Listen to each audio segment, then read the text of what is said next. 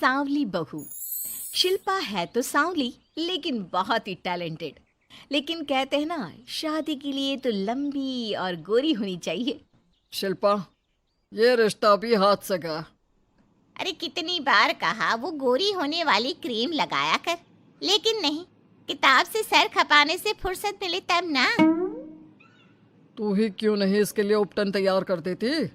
शर्मा जी की बेटी का कम रेट में कितना अच्छा रिश्ता हुआ है। इसकी तो उम्र के साथ ही लड़के वालों की डिमांड भी बढ़ी जा रही है। शिल्पा को ये बातें अब बुरी नहीं लगती थी। लगे भी क्यों, बचपन से सुन जो रही थी वो ये सब कुछ। उसके लिए ये तो मात्र एक कान से सुनना और दूसरे कान से निकाल देने वाली बात थी। फिर एक रोज, पापा पापा मेरी नौकरी लग गई है। वाह, अच्छा, कहाँ बेटा? न्यूज़ चैनल में पापा, खबरों को लिखना होगा। हाँ, वैसे भी तेरे जैसी सांवली शक्ल की लड़की को कौन पर्दे पर आने देगा, क्यों? चल, 4 पैसे कमाने लायक हुई है तो लड़के वालों को बोल देंगे कि कमाती भी है, फिर शायद कोई कर ले शादी। हाँ सही कह रहे हैं। वैसे बेटा कल शाम को एक लड़का और आने वाला है, उसे भी देख लेना। शिल्पा को इस बार गुस्सा आ जाता है। अच्छे न्यूज़ चैनल में नौकरी लगने की खुशी भी माँ पापा के चेहरे पर नहीं दिखती। अगले रोज ऑफिस से शिल्पा घर आती है तो सामने बैठा होता है हिमांशु। हिमांशु शिल्पा को देखता है तो पहली नज़र में तो वो उसे पसंद नहीं आती, लेकिन फिर भी फॉर्मेलिटी तो करनी थी। हाँ, ओके, तो क्या शौक है तुम्हारे और खाने में क्या क्या बना लेती हो? मुझे पढ़ने लिखने का शौक है, खाना बनाना नहीं आता, बिल्कुल भी नहीं आता। पर फिर भी क्योंकि ये रिवाज है कि बहू को खाना बनाना होता है तो थोड़ा बहुत बना लूँगी, लेकिन उतना ही वक्त किचन को दे पाऊँगी जितने में मेरा काम, मेरी नौकरी सफ़र ना हो। बाकी भूख तो तुमको भी लगती होगी, तो खाना बनाने की जिम्मेदारी दोनों की ही होगी, है ना? शिल्पा बोले जा रही थी। अब तक जिन लड़कियों से हिमांशु मिला था, शिल्पा उन सब से अलग थी। वो ऐसी ही तो लड़की चाहता था। शिल्पा से बात करने के बाद, ठीक है, फिर शादी 2 महीने बाद करेंगे। वो क्या है ना, खाना बनाना भी तो सीखना होगा ना। मुझे मंजूर है।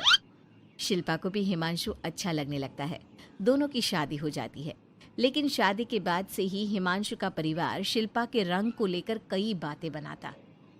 क्या बात है हिमांशु, क्या कमी हो गई थी जो ऐसी काली सी बहू ले आया?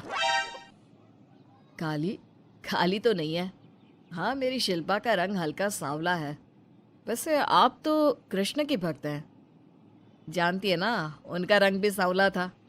अब सांवले रंग के कृष्ण की पूजा, तो सांवली मेरी बीवी खराब कैसे? बात तो सही भी थी। क्यों सांवला रंग खराब माना जाता है? शिल्पा पति का तर्क सुन रही थी। थोड़ी देर के बाद, क्या बात है, शब्दों का जादू आ गया। क्या तर्क दिया आपने सांवले रंग के समर्थन में? तो क्या तुम ही पत्रकार हो? अरे तुम्हारा पति भी कम नहीं है। शिल्पा रोज एक नई तरक्की छू रही थी। कभी विदेश दौरा तो कभी बड़े बड़े लोगों का इंटरव्यू। एक दिन, सुनो, आज का दिन बहुत खास है, मैं मुख्यमंत्री जी का इंटरव्यू लेने जा रही हूँ। अरे वाह, क्या बात है, सही है यार। तभी ससुर आ जाते हैं। बहू, थोड़ा मेकअप भी कर लेना, वरना काली काली फोटो सब जगह आएगी। अरे हम तो शर्म के मारे किसी को दिखाते भी नहीं कि ये हमारी बहू है। न जाने क्या कमी थी।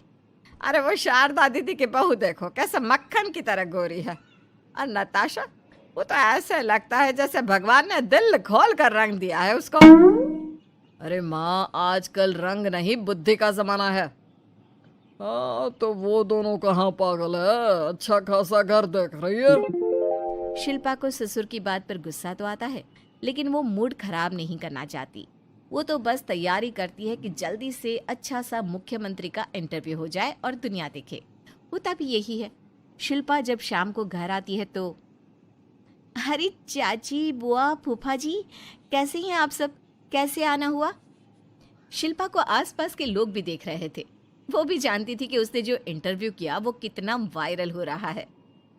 अरे बहू, बड़े लायक हो तुम, औरत होकर दुनिया की इतनी जानकारी।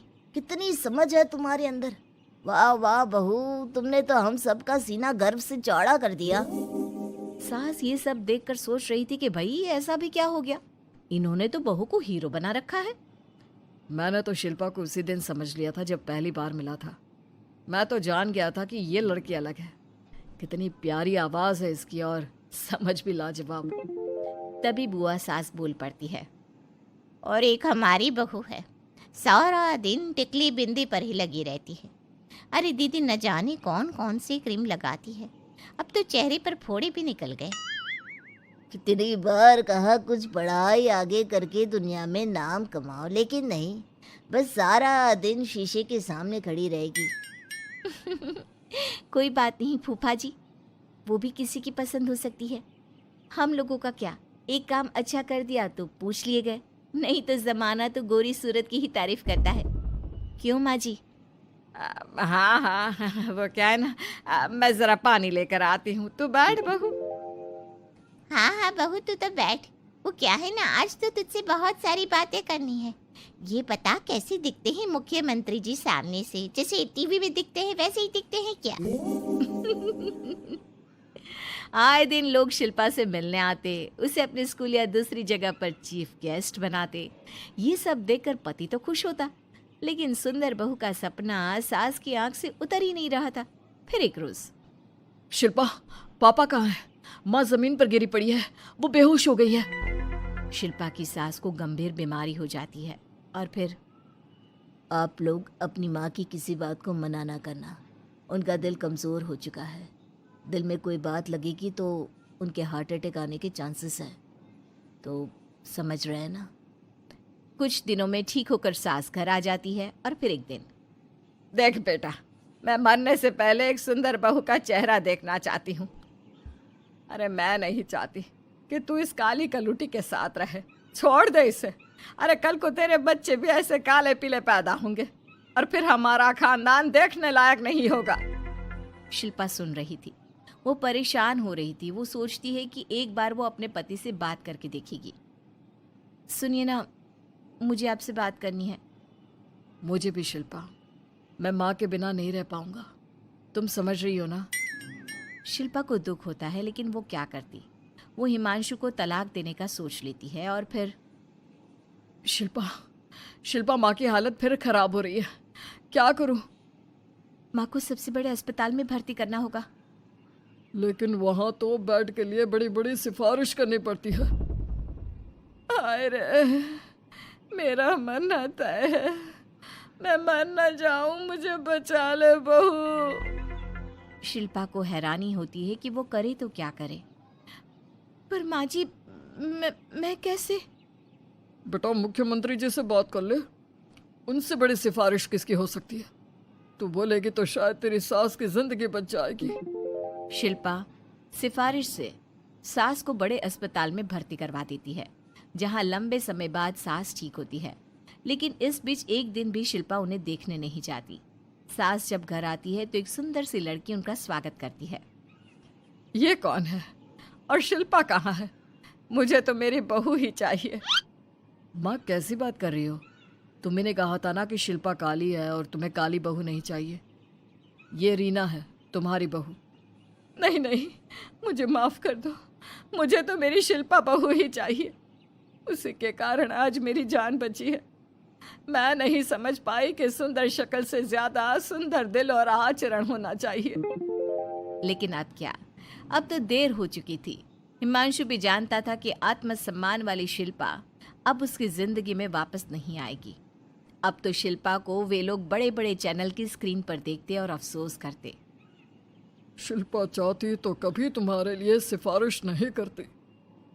अब तो आसपास के लोग भी घर नहीं आते। लोगों को लगता है कि शिल्पा ने हम लोगों को छोड़ा क्योंकि हम उसके लायक नहीं थे। सही बोल रही है माँ, हम ही तो उसके लायक नहीं थे। शिल्पा जैसी समझदार, पढ़ी लिखी, दुनिया की समझ रखने वाली लड़की को मैंने छोड़ा, सिर्फ आपके कहने पर। अब ये गोरी लड़की आपकी बहू हो सकती है, लेकिन मेरी बीवी कभी नहीं। हिमांशु वहां से चला जाता है।